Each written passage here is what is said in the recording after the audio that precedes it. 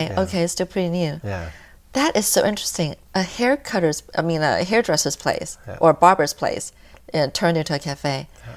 Now, I haven't heard of that one, really. That is so interesting. So then, you were covering mostly cafes in the beginning. Then, you decided that you want to expand and cover other things. Yeah, kind of the main plan was always to cover the events.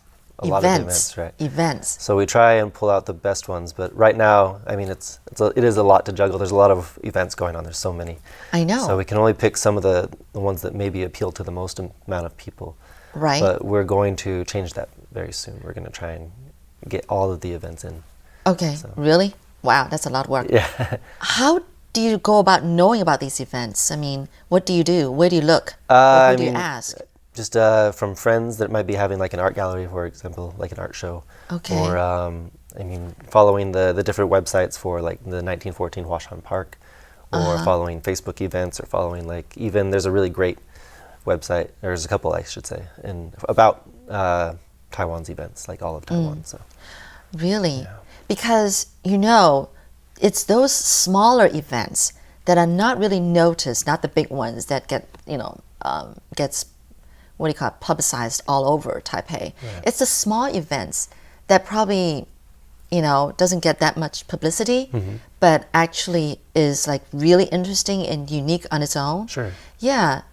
It's hard to discover these kind of events unless past, I don't know, word of mouth or I don't know, somebody tells you, because I think it's hard to nail down on these smaller, unnoticed, there's tucked in the so corner much, kind of events. There's so much coming through that I know. It's hard to single out the ones. But we do have some really good smaller companies contact us, or groups contact us, and then if we like what we see, we do put it up. Oh, I see. So maybe very independent music, or very I don't know, art shows or other stuff like that, like movies. Yeah. So you're talking about all kinds of events. You have no limit to whatever kind of events you cover on Taipei Trends. That is a lot. Yeah. Now, would you have people complaining like, oh, you're so biased, on certain events and not on others?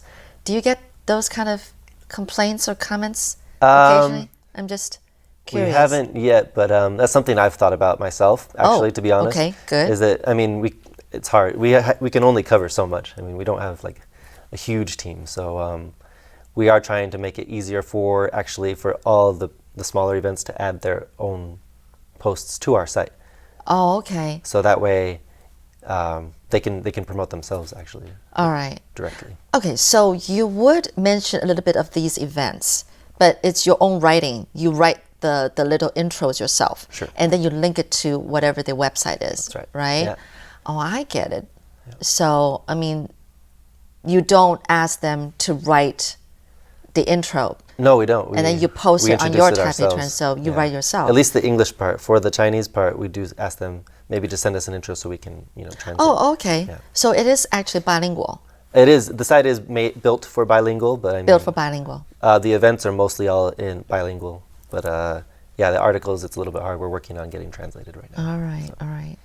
Now I know that you also introduced dining, so restaurants. Now that's a never-ending list. Yeah. How do you go about doing that? Do you go to each restaurant that you want to introduce? Do you try them out, try out the food? That's exactly it. We just take it step by step. It's like we would love to cover everything, but we go off recommendations from friends. Okay. Or whenever the opportunity arises, we just try and go to a new place. So you do try it out. Yeah. Has it ever been where someone recommended a place, you tried it and you was going like, this is not anything exciting? Yeah. Did you ever? Yeah. Well, it's maybe a couple times, sure. It's a very personal thing. Because whether it's to your taste or not, it's really a very personal thing, right? Right. So there's some great restaurants with a great atmosphere, a great design or whatever, but the food is just. Oh yeah. I know. Yeah. I know about those. So how do you decide then? Well, we do tell the truth in our reviews. Oh. It's just that if there's a place that maybe we didn't particularly like, maybe we won't actually review that place. Yeah, sure. There's no point in saying it's a bad place. Right. You might as well just, show the ones that are actually good to people. Okay. So. All right. And then I asked whether you also cover fashion, because I'm really into fashion myself. Now, how do you go about doing that? You started off as one man, right. blogger. But then now you actually have about, you say 5 or 6 people? 5 or 6. Yeah. Right? We have a lot of volunteer workers, and then I have a group of smaller friends that are helping us. So. Okay. You have an office? We do have an office. We had an office. We actually got rid of it in favor of a virtual office because all of us work remotely now. I mean, that's the beauty of working on the internet, right? Sure. So you just kind of have a meeting, a virtual meeting on the internet, exactly. Use Skype or something like that? Yeah, sure. Oh, I see. So, well, yeah, that saves the rent, right? Yeah, exactly. I mean, we're trying to save as much as we can. So. Right. Sure. So what's your daily routine? I'm really curious now.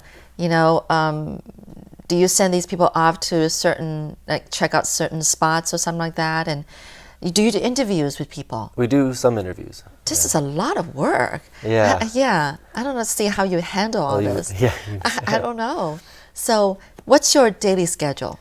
My daily schedule. A day from when you get up in the morning, what do you do? I guess it's not really set. Sometimes I'm like I usually get up about 6:30 in the morning, I guess, and then that's early for a young guy like you. We just kind of plan out the day, and then if there's some articles or some Facebook posts we can get out right away, then we usually do that.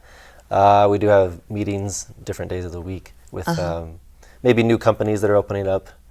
You cover that too? Yeah, well, I mean, for them, like just to get their word out. Like, okay. Maybe like a new gym or a new restaurant or something. Yeah. All right. So we meet with them. We do take photos. That's a lot of where we get our new information from right now. Is that people will contact us and say, "Hey, we have a new place opening up. We'd like you to come check it out." So yeah, we go in and we do a lot of that. We take the photos. We do everything. So. Right. So Taipei Trends has been 3 years in the running. And I'm sure in the beginning you were like scrambling for things to write about and approaching people, please, can I write about you?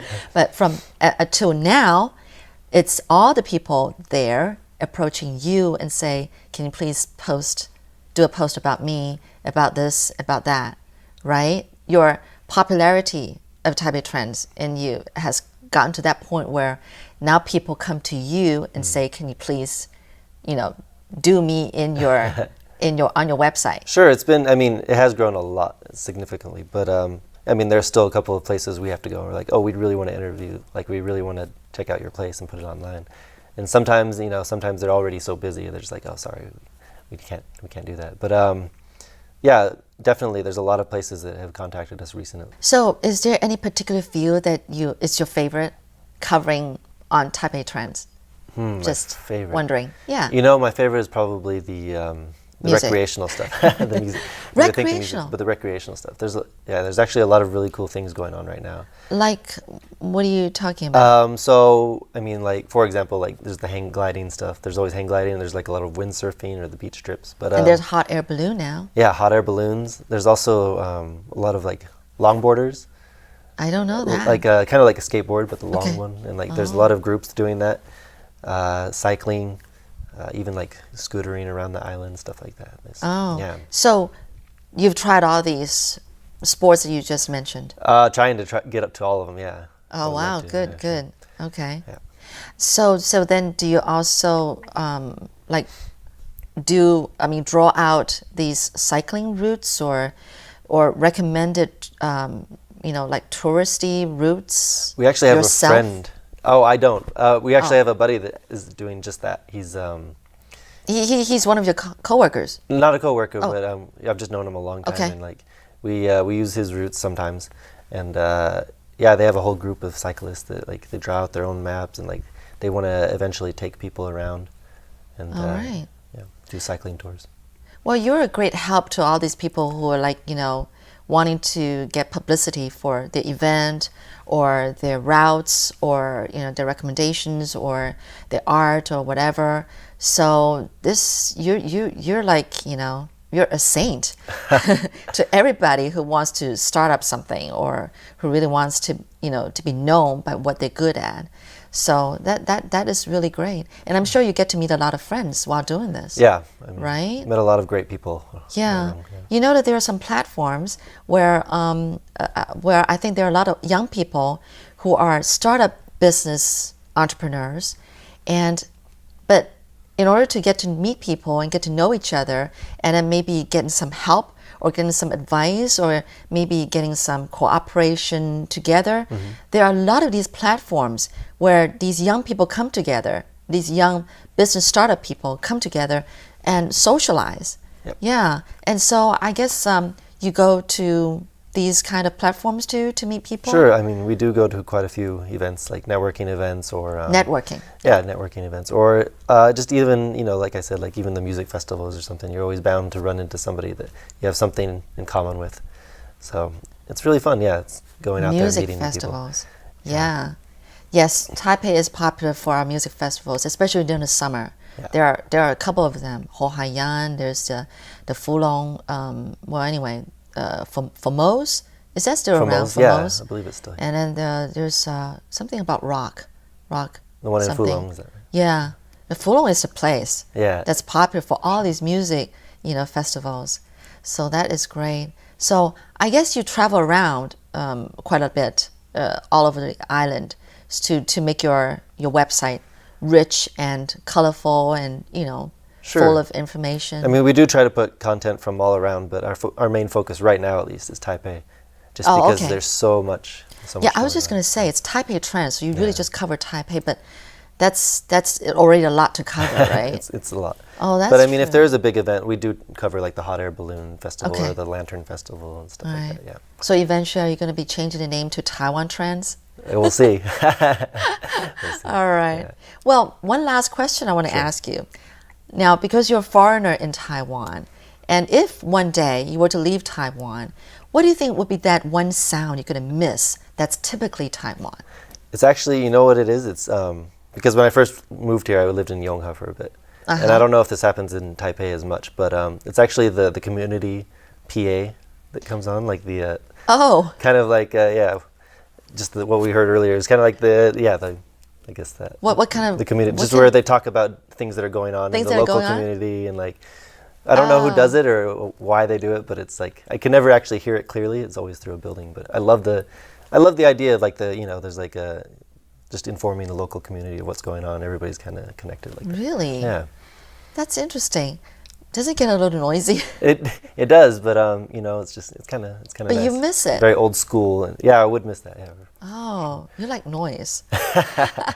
Now, I'm not going to be able to ask you to reproduce that sound, but I get it. So it's in Mandarin. Maybe you could go like, yeah, it is in Mandarin. It's in Mandarin. I it thought always maybe starts it's off with like the tones, right? It's like dun dun dun dun. And it's like huang bong or something. And then I can never hear the rest. It's like yeah, it's just like that.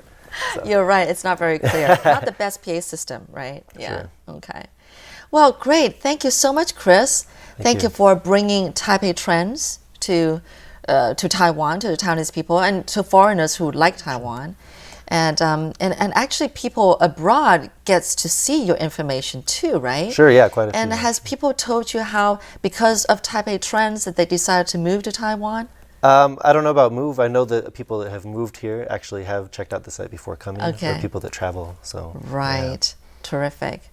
Thank you, Chris. Yeah, thank you. That was a lot of fun. Thank you. And keep doing a good job, because I know this is a great website for people who really want to learn about it. Oh, by the way, why don't you say the name of the website just for our listeners? Yeah. So it's Taipei Trends, and you can also find us on Facebook.